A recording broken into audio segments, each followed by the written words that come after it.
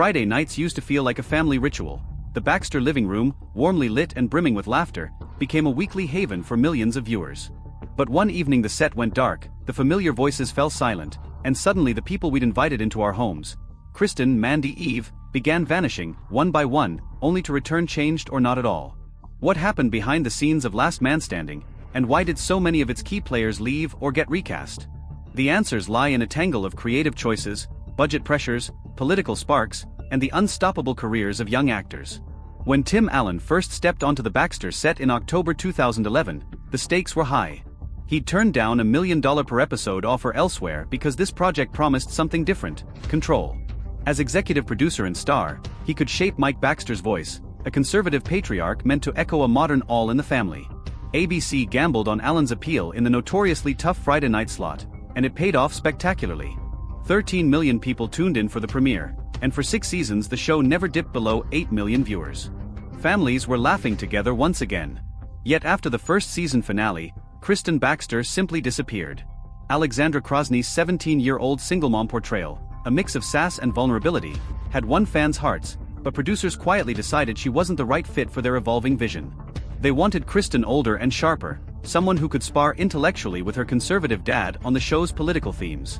Behind the scenes, they fretted that Krosney, born in 1988, was actually younger than Molly Ephraim, who played her younger sister Mandy. So came Amanda Fuller, born in 1984, stepping into the role with a wig, sharper comebacks, and a storyline that leaned into social commentary. Viewers balked at first, but Fuller's dry wit and deeper engagement soon made her iteration of Kristen feel earned. Not long after, a teenage numbskull named Ryan Vogelson wandered back into the Baxters' lives. Nick Jonas made a cameo as the bumbling ex who'd fathered Kristen's son, mainly a ratings ploy for a Christmas episode. But when Tim Doyle took over as showrunner in season 2, he saw untapped potential in Ryan. He recast the part with Jordan Masterson, aged the character up, and turned him into Mike Baxter's ideological sparring partner. Ryan morphed from irresponsible teen to savvy cannabis entrepreneur, challenging Mike's conservative worldview at every turn. That evolution kept the family debates fresh and underscored the show's willingness to debate big ideas. Despite its ratings strength, Last Man Standing suddenly vanished from ABC's lineup in May 2017. Viewers were stunned. How could a Friday night hit with 8 million faithful be cancelled? Officially, executives cited a desire to clear Fridays for sci-fi and fantasy and the steep $3 million per episode licensing fee, thanks to 20th Century Fox's ownership. Unofficially, many suspected Tim Allen's quip on Jimmy Kimmel Live, comparing the plight of conservatives in Hollywood to 1930s Germany, had rubbed network brass the wrong way. Allen himself took to Twitter, saying he felt stunned and blindsided, and co-stars like Nancy Travis and Hector Elizondo spoke openly about their heartbreak and suspicions of politics playing a role. Fans refused to let the Baxters go. Within 24 hours, an online petition to save Last Man Standing amassed over 400,000 signatures. Twitter exploded with #SaveLMS posts, toy hammers arrived at ABC's offices, and even billboards sprang up in Los Angeles and New York. Politicians, including Wisconsin's Governor Scott Walker, took notice, publicly questioning whether ideological bias had doomed the sitcom. It became one of the largest grassroots TV rescue campaigns ever, a testament to how deeply viewers had bonded with the Baxter family. Fox executives saw their chance. Buoyed by the success of the Roseanne revival, they struck a deal in May 2018. For $50 million upfront, they would resurrect Last Man Standing. Tim Allen hinted at the news on Twitter days before the official announcement, and in record time, just 15 weeks, the set was rebuilt, new scripts were written, and cameras rolled once again on the familiar living room backdrop. The budget per episode climbed to $1.1 million, Allen's salary rose to $235,000 an episode, and streaming rights to Hulu and CMT helped defray costs. When the revival premiered that September, 8 million viewers tuned in, proving the Baxters remained a Friday night staple.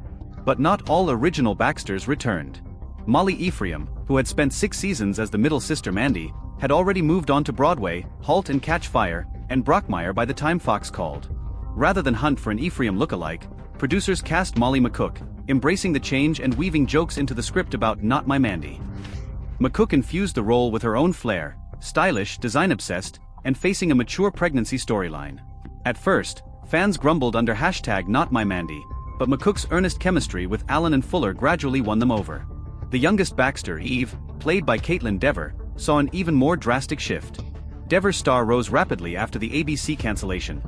Roles in Detroit, Booksmart, and the miniseries Unbelievable earned her Golden Globe and BAFTA nods. By the time Fox revived the sitcom, Dever was juggling film and streaming work that left little room for a full-time TV schedule. Rather than write Eve out entirely, the writers sent her character to the Air Force Academy and shifted her to a recurring guest spot. Episodes were built around her availability, often filmed in concentrated blocks or written as video call scenes so she could pop in from afar. Her reduced appearances, 7 in Season 7, 2 in Season 8, each carried extra emotional weight, giving fans those rare Baxter reunions. When Fox announced in May 2020 that the 9th season would be the last, many were surprised. The show still averaged 8.3 million viewers and ranked as Fox's second highest-rated comedy. Producers had even begun plotting a 10th season, Kristen taking over Outdoor Man and rebranding it Outdoor Woman, Jonathan Taylor Thomas reprising his home improvement guest spot, and a full-on Tool Time reunion. The most ambitious idea was a crossover, Mike Baxter discovering he was distantly related to Tim Taylor, complete with Wilson-esque wisdom and nostalgic nods to Tool Time. But rights negotiations with Disney and last-minute scheduling conflicts proved insurmountable. Even scripts approved one day and pictures of Alan back in his Toolman Taylor attire couldn't tip the scales before the curtain came down. And so the Baxter saga ended, 9 seasons of debates, dad jokes and heartfelt moments, leaving behind a complex legacy. Departures were rarely due to personal fallouts. Instead, they reflected shifting creative aims, a network's budget calculus, ideological sparks ignited in a polarized culture, and the real-world trajectories of a talented young cast. Some characters returned reinvented, others bowed out with grace, and through it all, the show reminded us that every sitcom is as much about what happens off-camera as what unfolds on the set. In the end, it was the story of family, on screen and off, always evolving, always standing, even as the landscape around it changed.